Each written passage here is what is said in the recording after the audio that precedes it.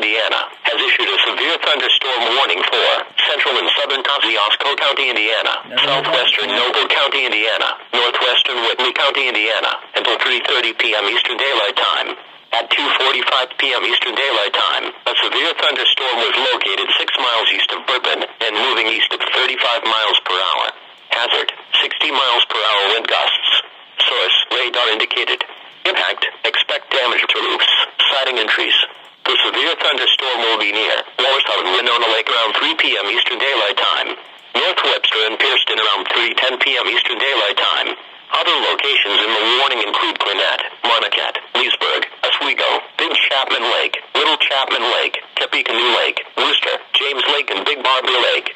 For your protection, move to an interior room on the lowest floor of the building. Repeating, a severe thunderstorm warning has been issued until 3:30 p.m. Eastern Daylight Time for the following counties in Indiana: Kosciuszko, Noble, and Whitley.